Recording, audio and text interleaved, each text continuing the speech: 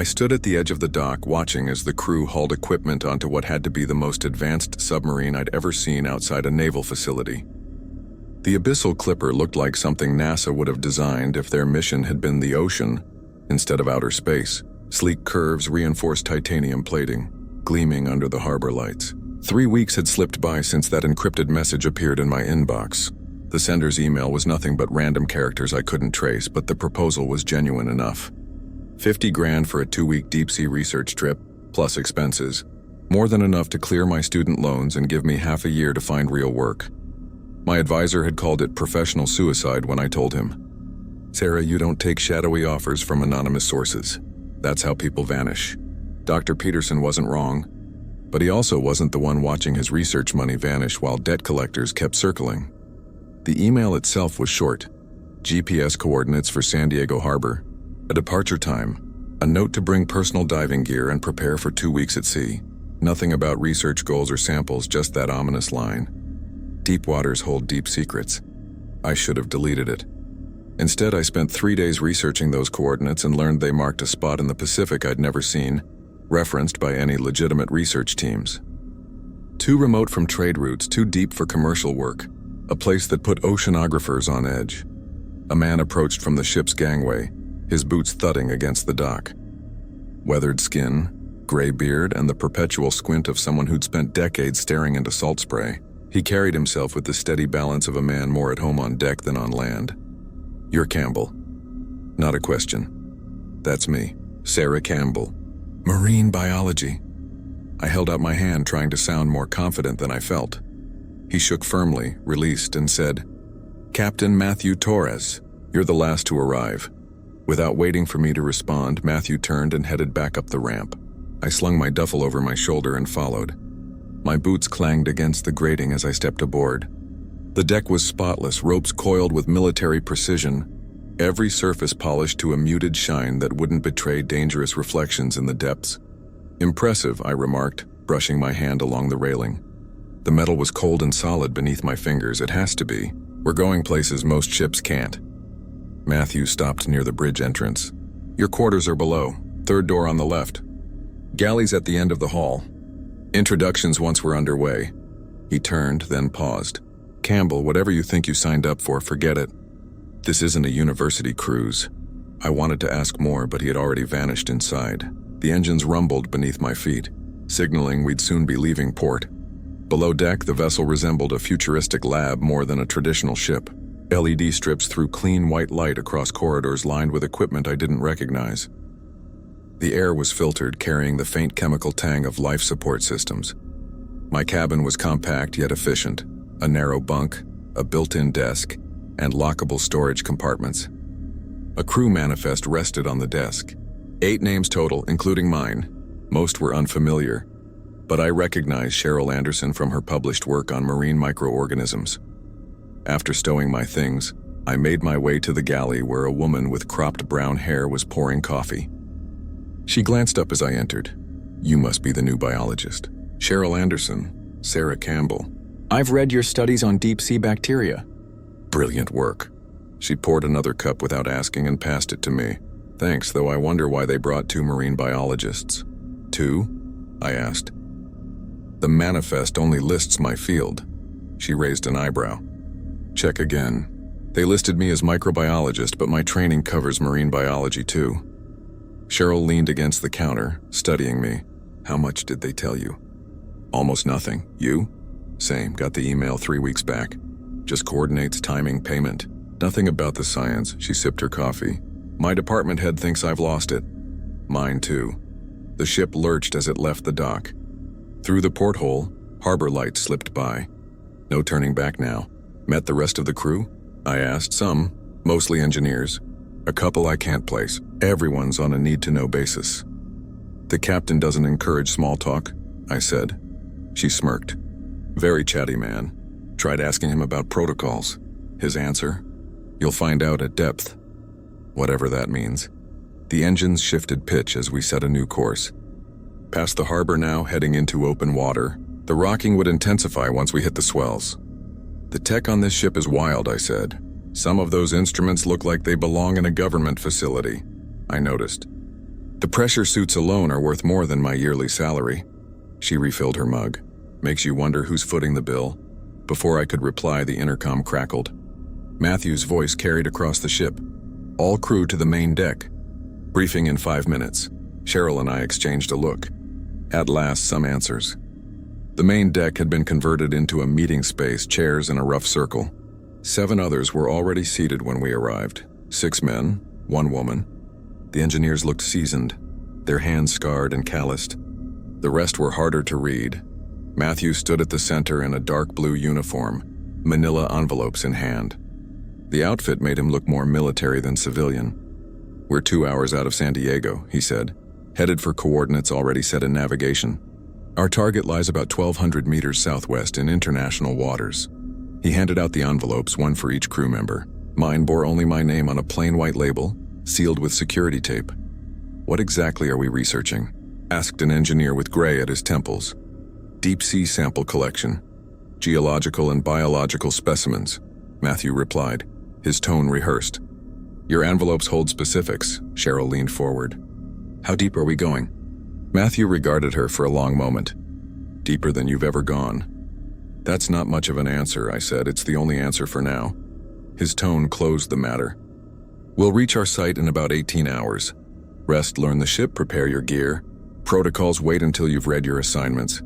He turned to leave, then paused. "One more thing. This mission is sealed. No outside communication until we return. Radios are emergency use only." "What about check-ins with our universities?" asked the woman I didn't know. "Already handled. Your supervisors know you'll be offline for the duration." He stepped toward the bridge. "Dinner at 1900, another briefing tomorrow." The crew dispersed quickly, envelopes in hand.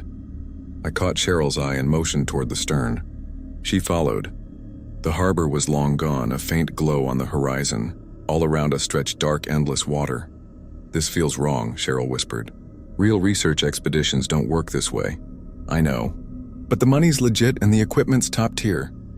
I held up my sealed envelope. "Maybe once we open these it'll make sense." "Maybe." Her gaze lingered on the waves. "Or maybe we've just ruined our careers." I had no reply. The ship pushed steadily forward, carrying 8 strangers bound by the same mysterious invitation. Whatever lay in the depths, we'd discover it together.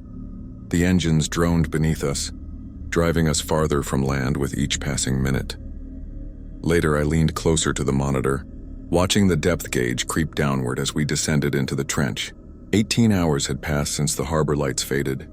Matthew had finally ordered the dive sequence once we reached the coordinates. The unopened envelope rested on my desk.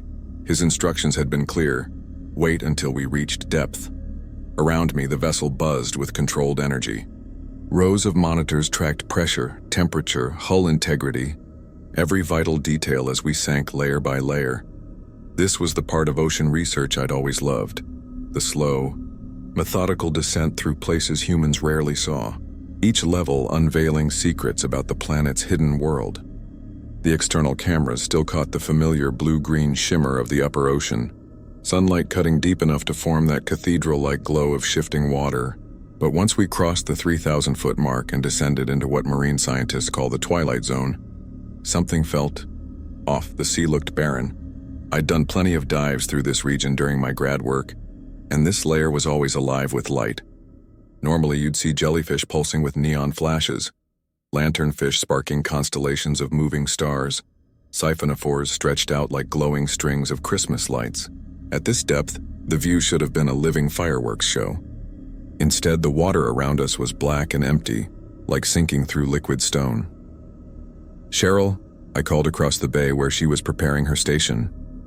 "Are your monitors showing this?" She glanced up, puzzled. "Showing what?" "The total lack of life. We should be swimming through bioluminescence by now." Cheryl came over, cycling through the external feeds. Her frown tightened as she checked each angle. "That's unusual. Even in low-yield zones, there's always some vertical migration." At the sonar station, James swiveled around in his chair.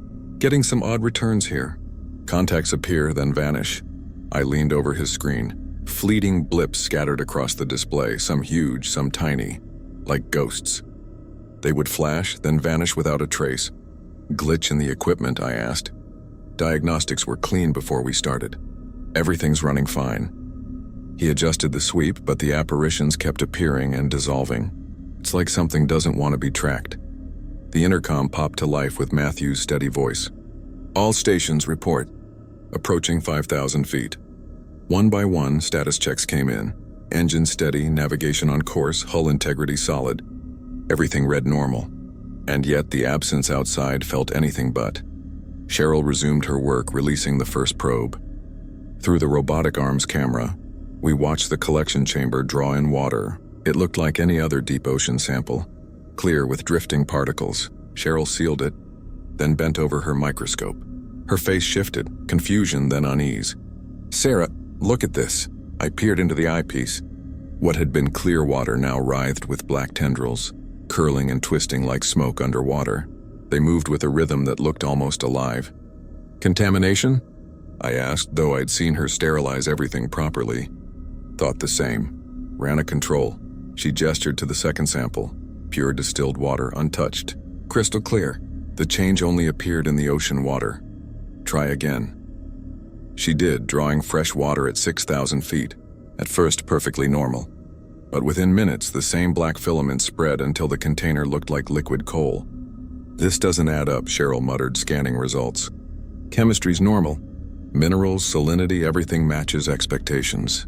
Optically, it's transforming into something else." The comms buzzed again. 10,000 feet. Engineering report. Minor fluctuations on auxiliary power. Robert's voice came back. Also seeing strange magnetic readings. I checked the gauge. At 10,000 feet, we were firmly in the bathypelagic zone, a place of endless night and crushing pressure. The cameras showed nothing but blackness lit by our LEDs. "Still seeing ghosts?" I asked James. He nodded grimly. "More now. Some as big as whales, but moving in ways no animal should. Define unusual. Straight lines. Perfect angles. Coordinated formations." The bay felt colder. I checked external temps. The numbers jumped wildly, flipping from near freezing to impossible spikes of heat. "Cheryl, are you seeing this?" Her eyes widened at her console. 40 degrees Celsius? At this depth? That's not possible. Unless what? Unless the water itself is unstable. We dropped past 15,000, then 20,000. The ship shook with flickering lights, computers rebooting, voices over comms growing tense. "Power grid's unstable," Robert reported. "Recommend slowing descent." "Negative," Matthew cut in sharply. "Stay on schedule." I exchanged a glance with Cheryl. Standard protocol said to halt with anomalies. Pushing deeper was reckless. "Captain Torres," I said into the mic. "This is Campbell. Lab systems are failing.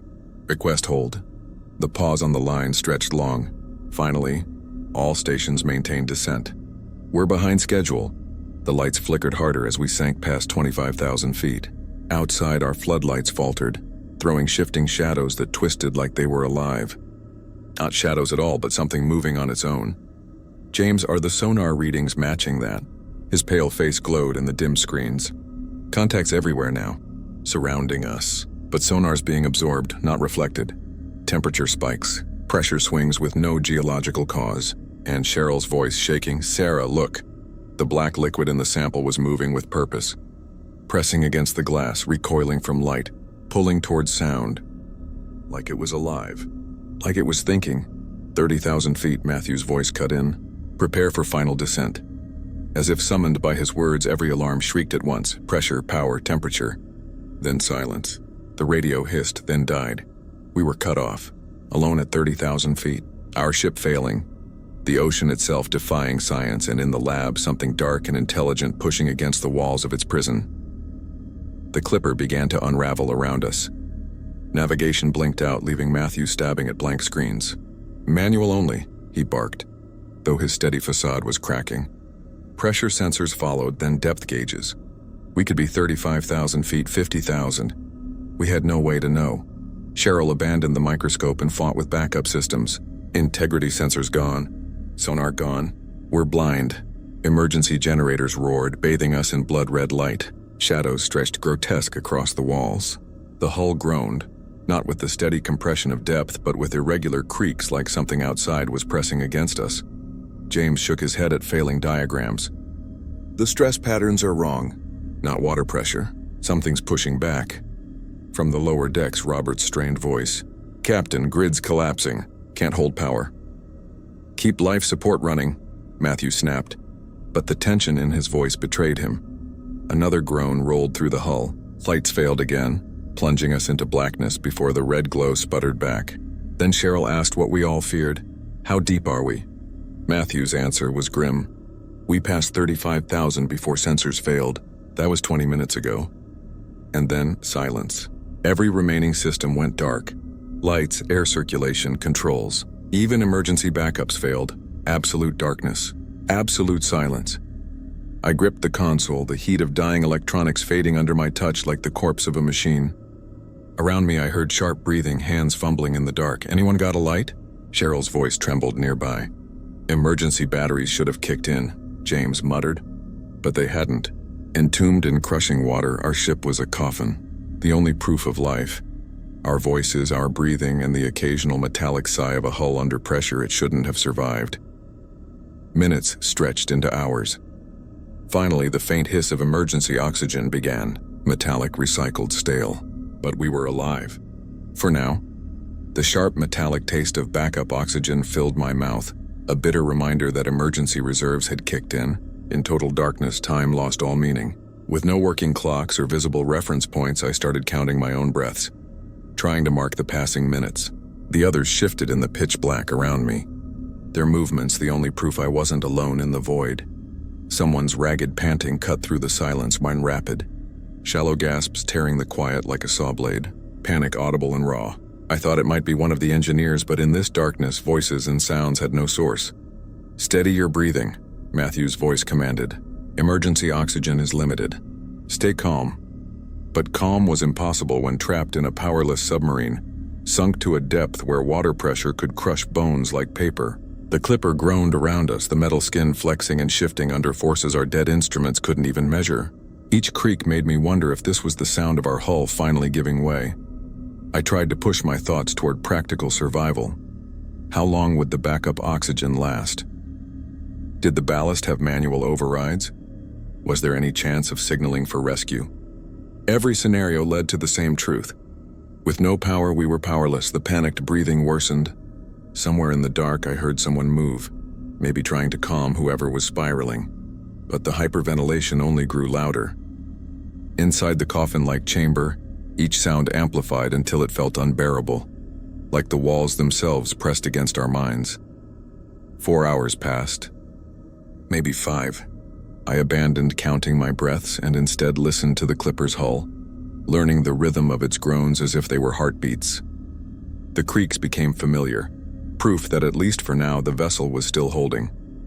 Then, without a flicker of warning, everything returned. Every system flared to life at once. White light seared the darkness, blinding in its intensity.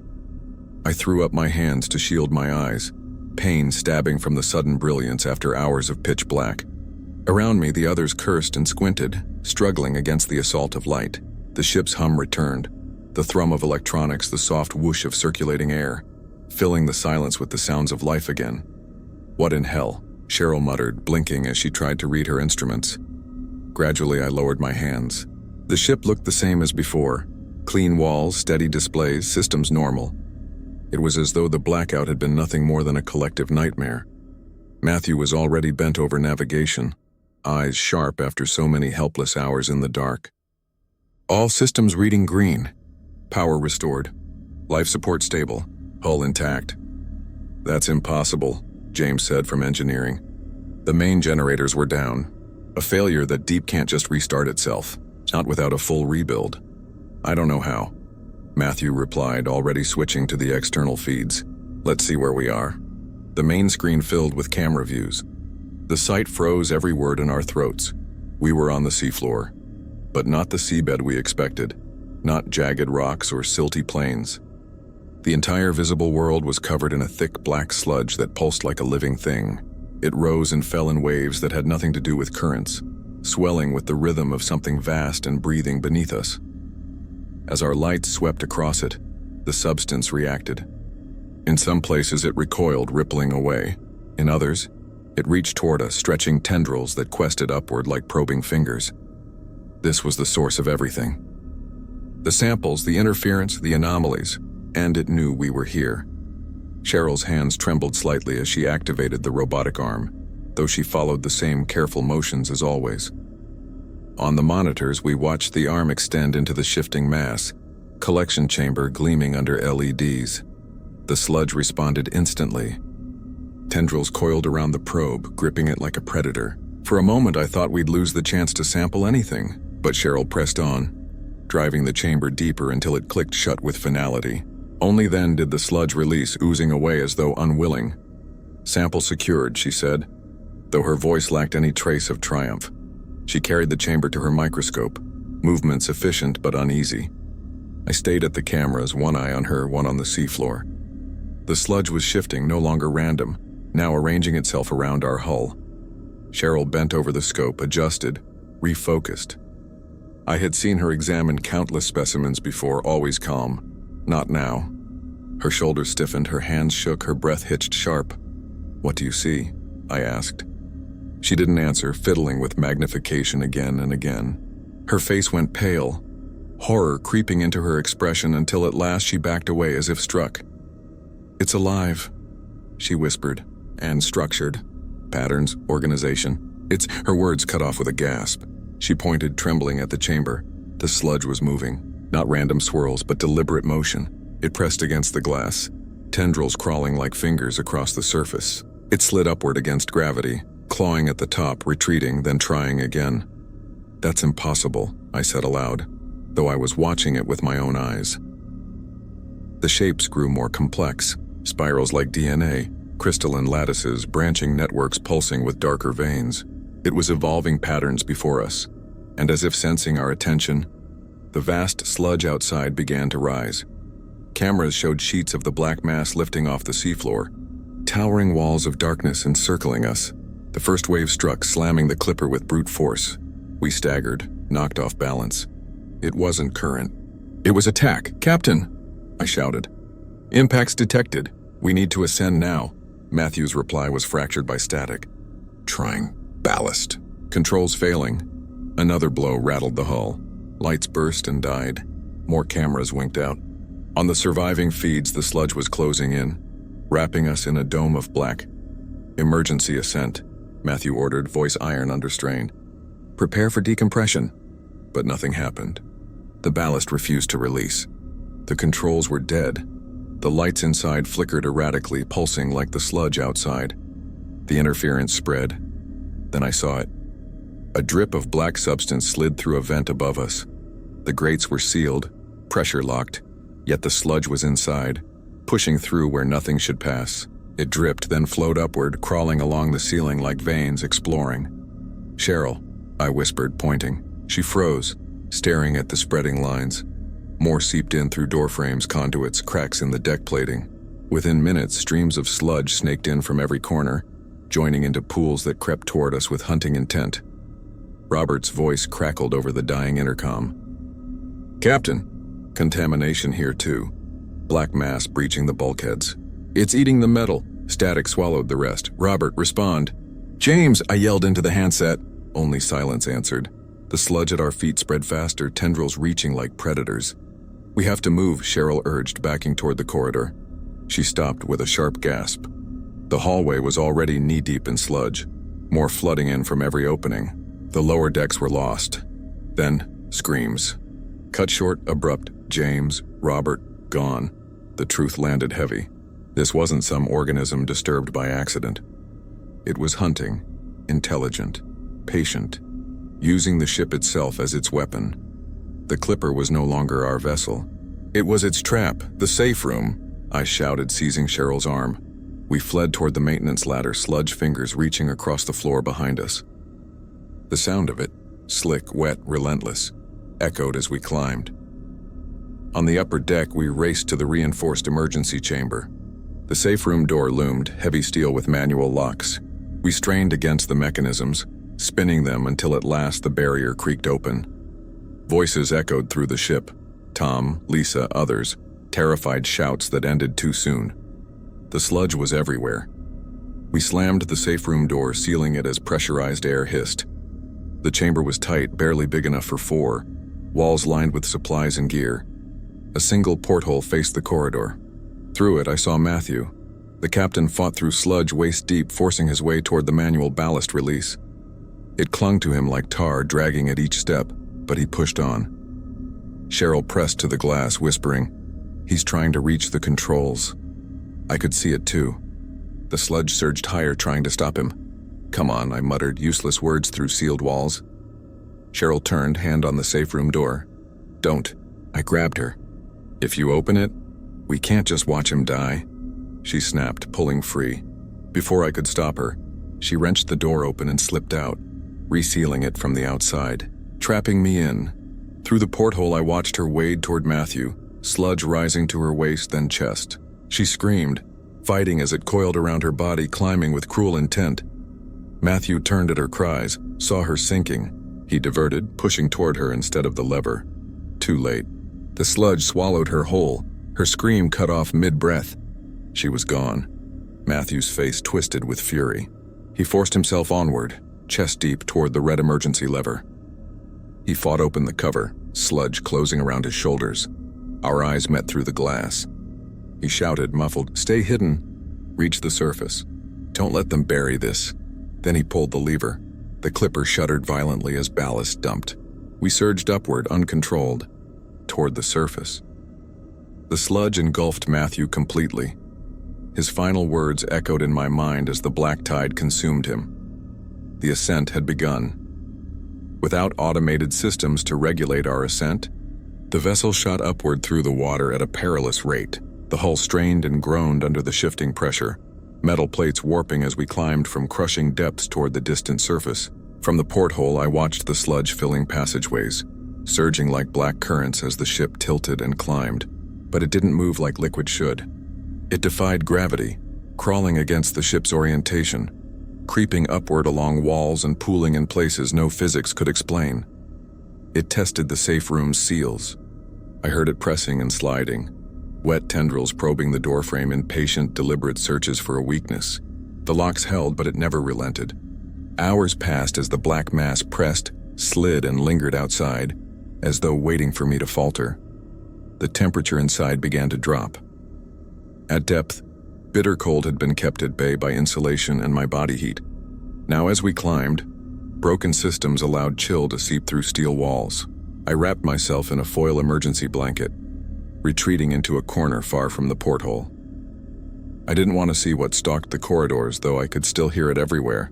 That wet, dragging sound, moving through compartments and devouring all it touched. Time blurred. I rationed water, tiny sips from sealed containers, conserving heat as the safe room's air recyclers hummed on, steady and merciful. The hull's groaning shifted tone, metal complaining less as the pressure eased. It told me we were rising, but the surface still felt impossibly far away. Exhaustion gnawed at me. I drifted in and out of uneasy sleep, waking with a start at every new sound. Sometimes it was the hull adjusting, other times the sludge hammering the door seals harder, as though it sensed my weakening resolve. 18 hours after Matthew pulled the emergency release, the motion changed. Smooth upward momentum gave way to rolling swells. The abyssal clipper had reached the surface, dragging me and the black thing inside it into sunlight again. But I remained trapped, sealed away, the sludge still writhing through the ship. Opening the chamber would mean death. I had escaped the depths, but not the nightmare within. I counted breaths to mark the hours, my rhythm steady in the dark. By my estimate, the 23rd hour came with a final shift, the ship rocking gently with surface waves. The real ocean, not that alien abyss. Relief came with dread. We had escaped the trench, but I was still imprisoned aboard a vessel overtaken by something that shouldn't exist. I pressed my ear to the door. Silence. No sliding tendrils, no probing pressure. The absence felt just as unnatural as the constant noises had. Still, I waited.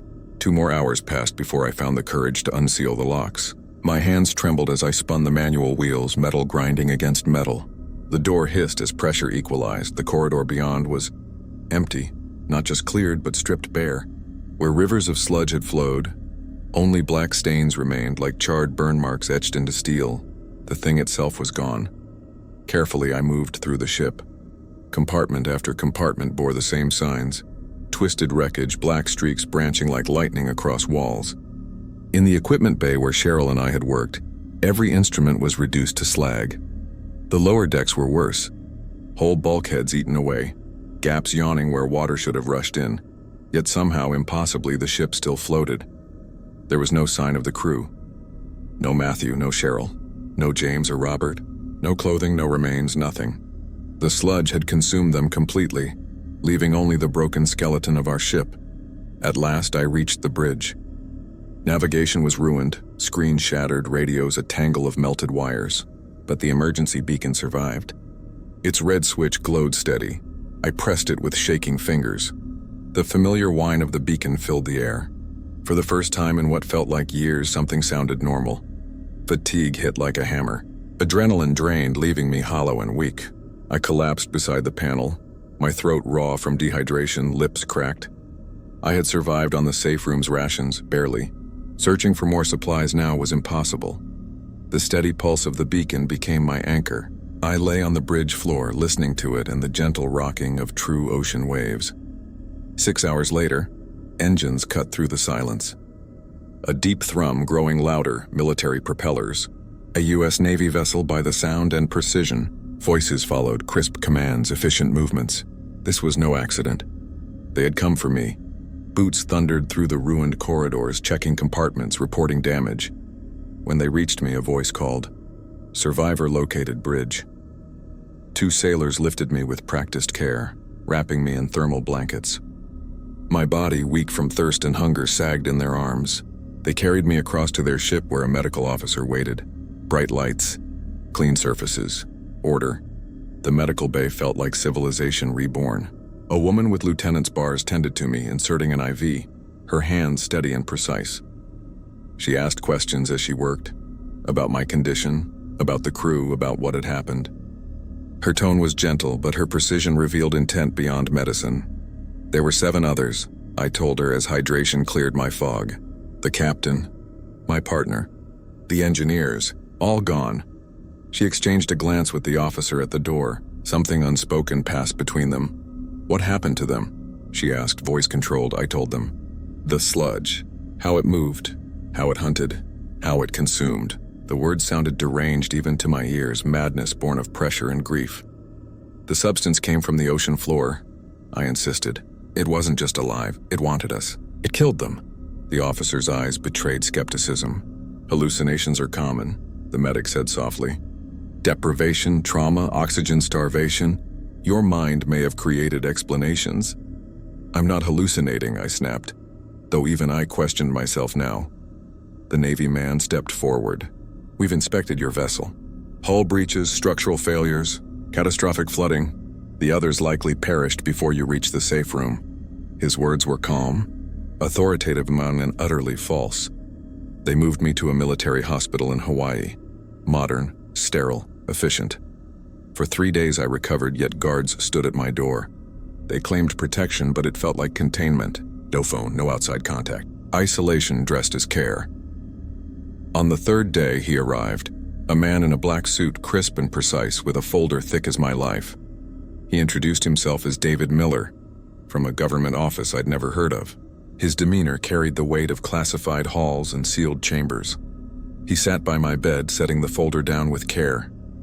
His eyes measured me. "Ms. Campbell," he said, "we need to discuss the abyssal clipper." The hospital walls seemed to shrink around us. He slid a document forward.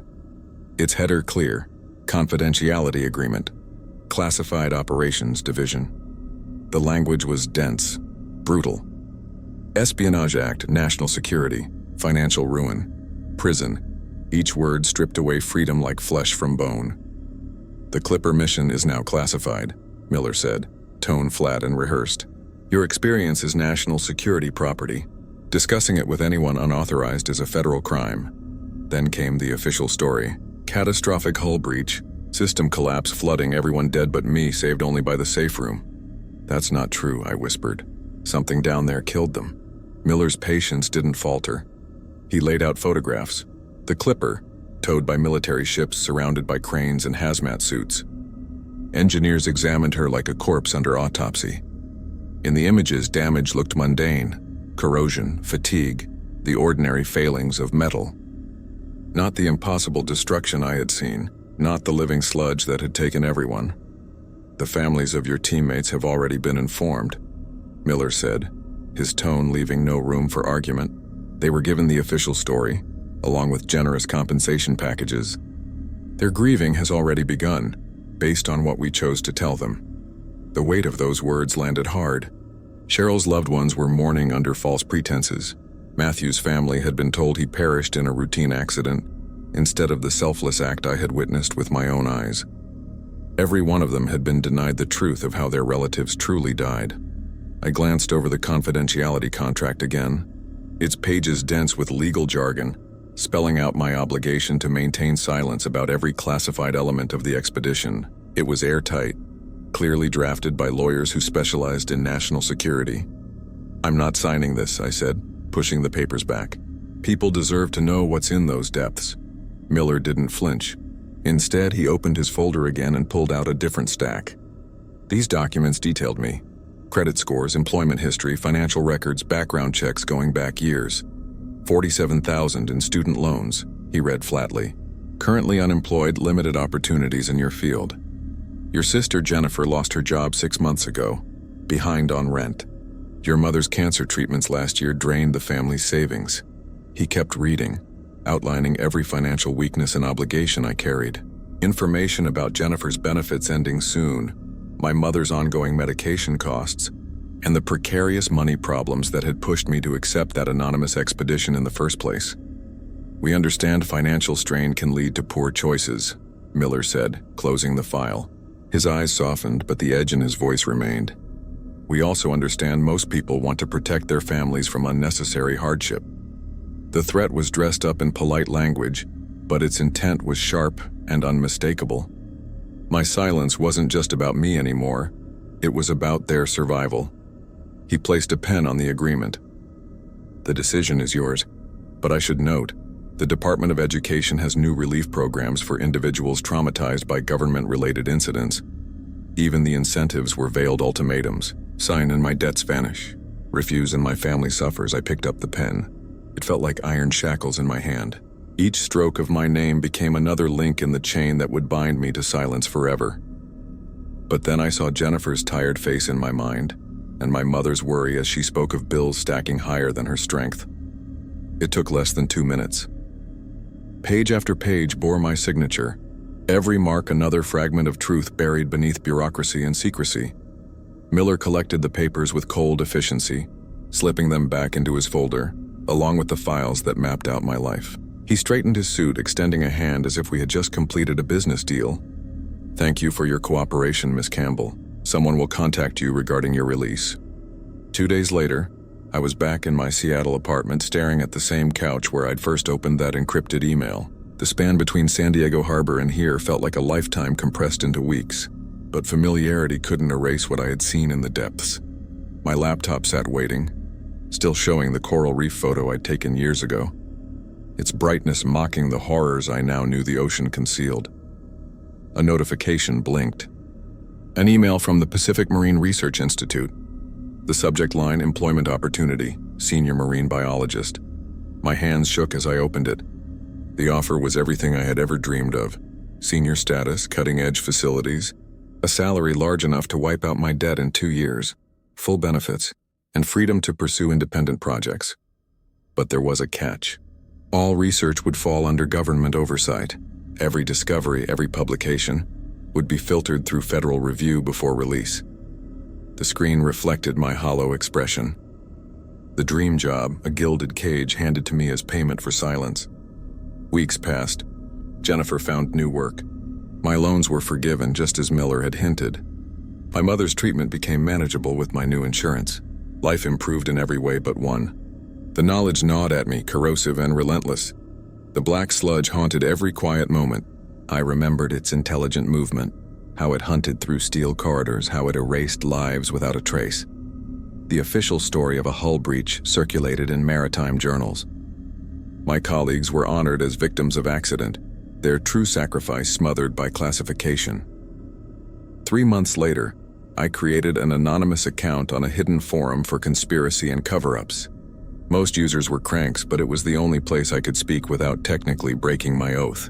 I wrote it all: the mysterious offer, the trench, the black substance that consumed 7 lives. Responses came back as expected: doubt, mockery, accusations of fiction. A few claimed similar encounters, but their accounts were shallow, desperate for attention. No one believed me, which was, of course, the point. Miller had known the truth would sound like fantasy. My story was safer buried under ridicule than shared in headlines. And still I kept posting, filling thread after thread with every memory and thought. Because deep in the Pacific, in trenches not marked on any map, something alive and patient was waiting. It had already killed 7. I survived only because of Matthew's final act. That black intelligence hadn't gone away. Whether sealed in some lab or left to the abyss, it was still out there, waiting. And one day another ship would get coordinates. Another crew would accept an offer too tempting to refuse. When that happened, I'd be the only one alive who knew what awaited them.